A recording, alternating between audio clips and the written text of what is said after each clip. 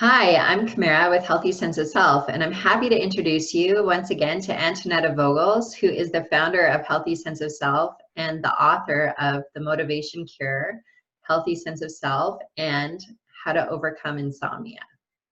Hello to everybody. I'm so glad to be here. Antoinetta, you recently wrote a blog post about how important me time is, and today we're going to talk about how people can put me time aside for themselves. Yeah, I think that's a very important topic, especially in this day and age with the pandemic going around. You know, it's already hard in life to find me time for yourself. And I'm not talking about the time to sit on the couch with a book or to watch your favorite movie that you never get to. I'm really, talking about time to be with yourself as a being, as a human being, as maybe a spiritual being, if that means anything to you. But also, most of all, to be with your body, because we're living in a society that's all about doing and producing and creativity. I remember that I had a hard time to connect to my body, and that was one of the reasons I didn't sleep so well. I had to relearn that my body is a big part of me, and it was not so much within my vision. I don't know if you can relate to that at all. Most definitely. I had to learn how to tune into my body and into myself and find out what I like and what I love so that I could make decisions in my life based on, what I truly want, not what other people want of me. Yeah, and that it looks like if you do, you think you're pleasing other people, then it sounds like a good thing almost, because we are also being taught not to be selfish. So if you do something for other people, then that sounds good, but it's not always what it seems to be, because oftentimes we are dependent on approval, especially if you have a lack of sense of self. And that's what we are all about here with Healthy Sense of Self, right? So many of us have a lack of sense of self and we're not aware of it. And we try to fill that in by getting approval from other people, or even to live up to our own, idea about what we should achieve in life. And that makes us then feel good about ourselves. But in that battle to get that feel good about ourselves, we often lose track of who we really are and what we are really about, because there becomes a sort of a strategy and you become more trapped in that strategy. And the art is to get back to your body sensation, because your body really indicates what you really need. So what are some of the things people can do to create me time for themselves? I think one very important part is to, of course, to allow for me time, especially in this day and age where we oftentimes live in close counters, like the rooms that we're living in are oftentimes small, or we live with people that we didn't know we would get stuck with for so long. And we try to make the best of it. But what we really need also is time to just sit in that angle and do a little meditation. That's of course very important. If you can find time to do some yoga, because yoga brings you in touch with your body. And because pleasure and fun is also important, right? And we should not forget about that. And then there's an important thing that Healthy Sense of Self puts an emphasis on. Like, there is several things, we can look at things that we have to do in different ways.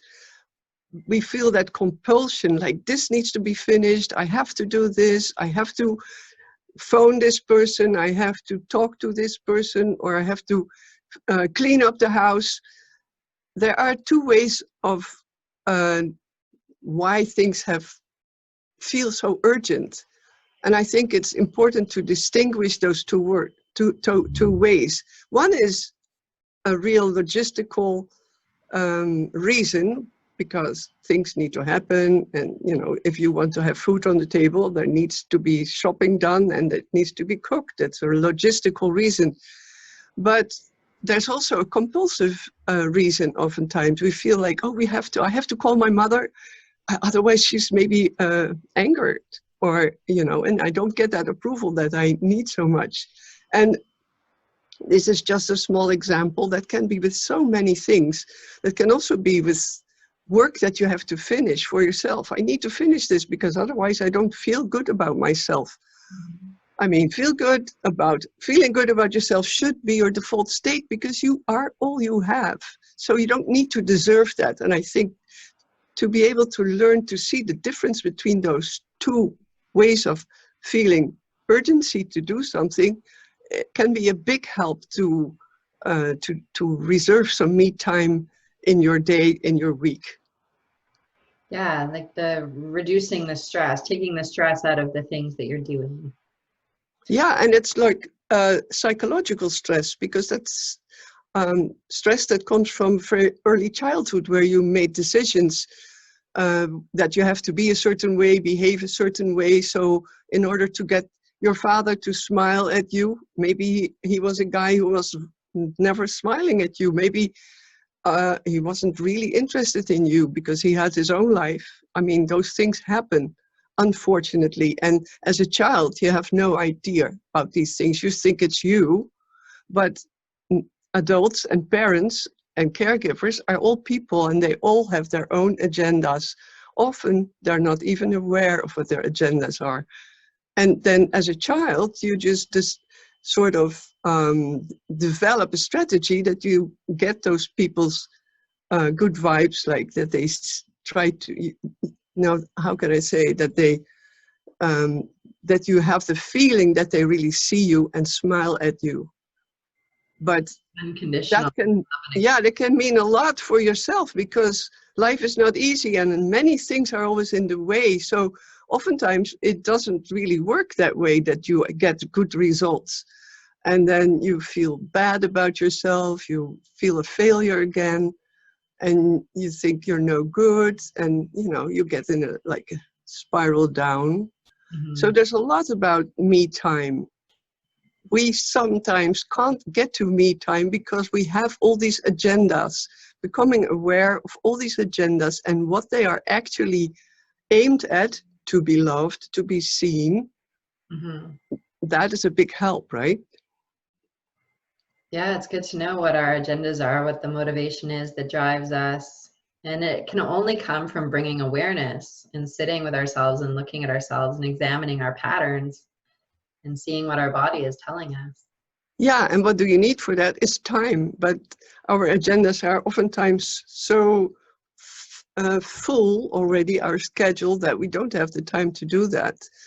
And the best thing you can do for yourself is learning to sense your body, which is a big part of yourself, and to see yourself. Because if you don't see yourself, if you look beyond yourself and just fulfilling all the perceived needs that you must do, you can do whatever you want, but you will never get there.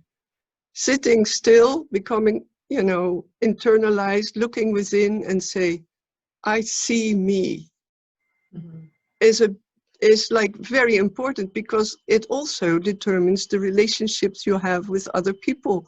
If you don't see yourself, or you don't hear your own needs, and they're just running behind perceived necessities, how on earth can you ever see another person and respect the needs of other people? To see yourself is very, very important. So what is a space that somebody could start? Like if they're just not used to giving themselves me time, where could they start? Well, I think we created a nice PDF file. People could download that PDF file. There's examples on how to approach that. There's a little schedule. You have to figure out what you really like and who inspires you and why you do what you do. And so you can just sit with that. And that's really me time. So it looks like work. It is a little work, but that can help you to become aware of, what you're actually after, why that is, and how you can change to have your life be about you, purely about you. Because the funny thing is, if That sounds selfish, but it isn't. Only when you're really there. It's just like in the plane, right? First help yourself, and then you can help others. And in real life, that's like that too. You have to be there for yourself and, manage your time, find a balance in things, and then you can be there for other people in a balanced way. Because we're sort of limited. We want everything, but we have to acknowledge that we only have so much that we can do, so much that we can give, and be grateful for it. What are some of the things that you do for yourself for me time that you enjoy?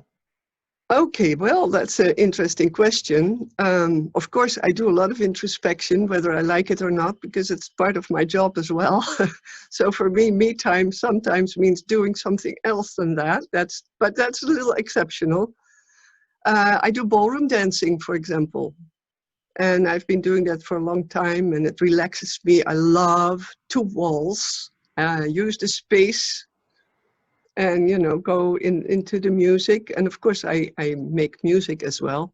This day and age I dance with a mask and gloves. And yesterday, for example, I had an online dance party, and you may think like, well, what's that? But it really changed my mood, and it was really cool. I've had a couple online dance parties myself. I really enjoy it. Right.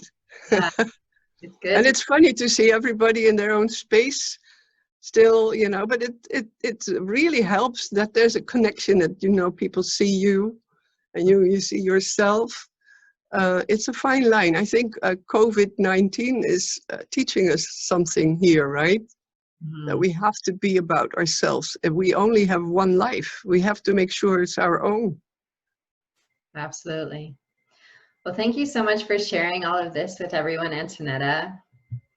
It's wonderful. You're very welcome, very welcome. Hope to do this again next month. Let's do it. All right. Okay, have a beautiful day. Thank you. You too, Kamara. Thank you so much.